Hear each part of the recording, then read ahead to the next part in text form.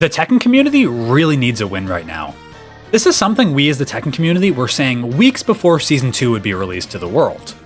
Little did we know all the chaos that would follow. The community's response to Season 2 was unlike anything I've ever seen in the fighting game community. No one was happy with this update, and we were rightfully very vocal about this, in hopes that Namco would hear our problems and fix them. They of course issued an official apology, and the director said as follows: "We take all of your feedback and comments very seriously. The entire team is working together with full commitment to resolve these problems and deliver a better gameplay experience. We will continue to make steady, meaningful improvement one by one, and will do our utmost to regain your trust." After all of that, I found it very surprising that on the third patch of Season 2, they actually wrote this. In consideration of several major esports tournaments scheduled in August, large-scale balance adjustments are expected to conclude with version 2.03, which is the upcoming Fuckum Rom patch releasing on the 7th of July. Wait. What did they just say? Now, to be fair, they did say that they will continue monitoring their competitive environment, and will be considering further adjustments. But don't you think this sounds quite different to what they were saying before? What happened to full commitments and steady one-by-one changes to regain our trust? When they said this, did they mean 4 small patches and then nothing?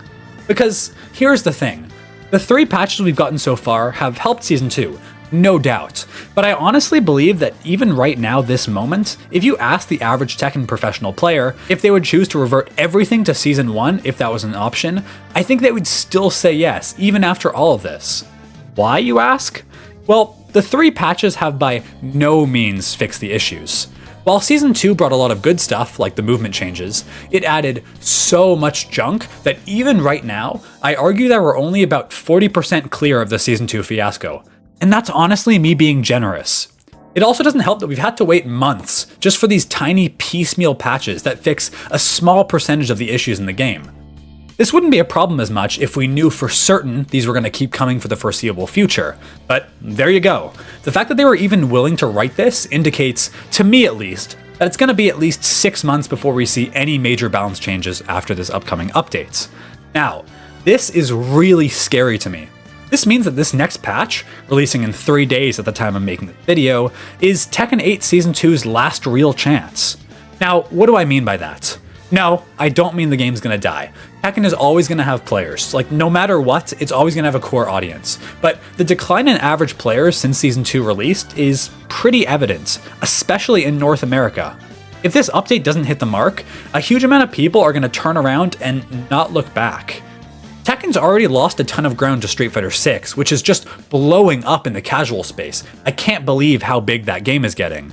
A lot of Tekken players are actually switching over, and even I've been playing it a lot recently, because I just really honestly haven't been enjoying Tekken 8, which is one of the reasons I haven't been uploading or streaming as often.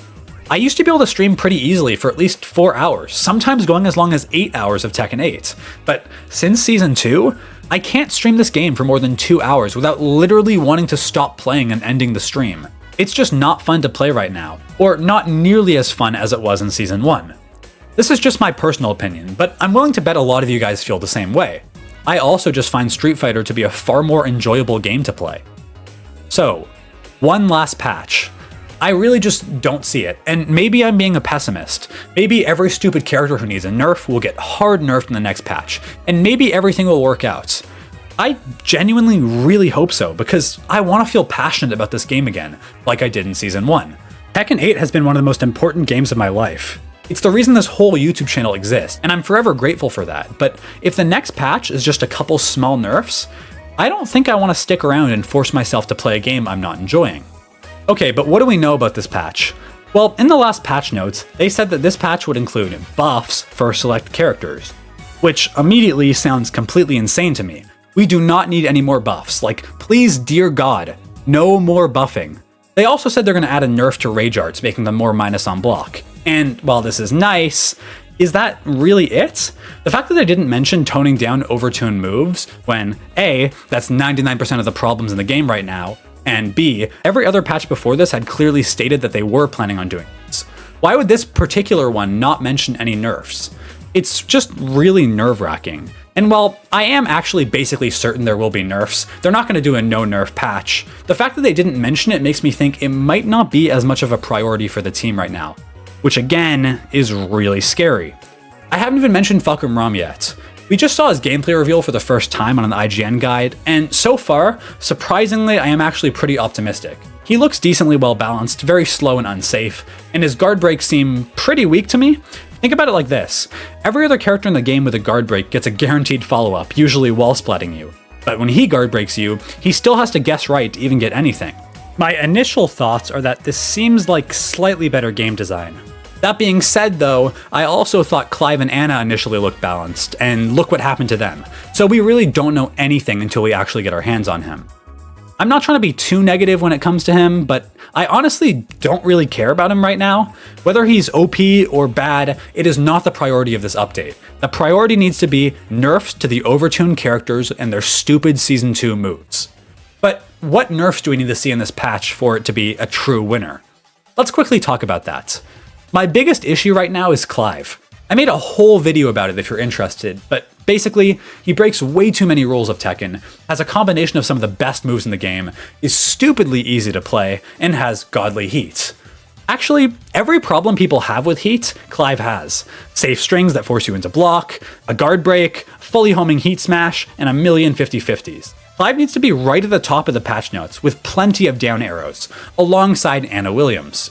If we don't see these two right away, this patch is pretty much a failure in my eyes.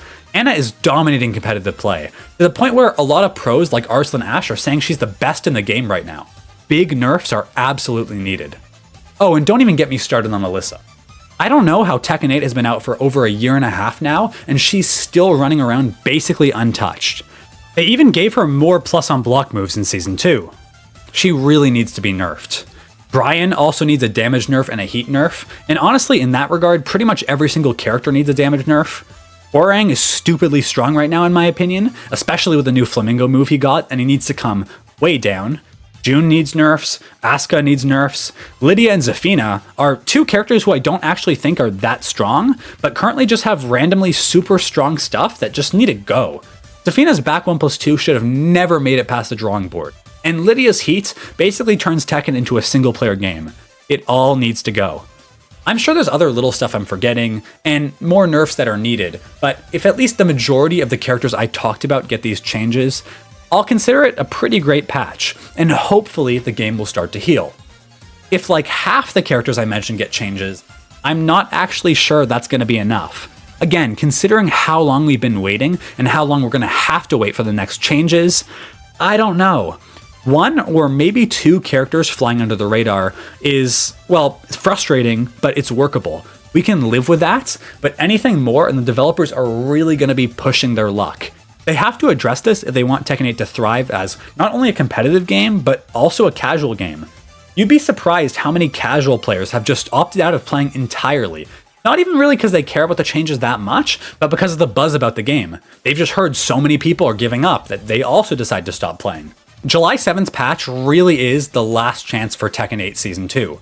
It's not the last chance for Tekken 8, again, the game will keep going on, but this is their last chance to truly recover from Season 2. They have not recovered yet. Some people say recovering isn't even possible, but I believe they can if they do this patch right. Here's hoping they do. I'll be live streaming the patch notes as soon as they come out, so stay tuned for those. And let's all gather together, hold hands, and give one last prayer for Tekken 8. I really hope this goes down well. And I also really hope that there won't be comments on this video in 3 days saying this aged badly and everything is ruined. Thank you guys for watching, subscribe if you're new, and I will see you guys in the next video.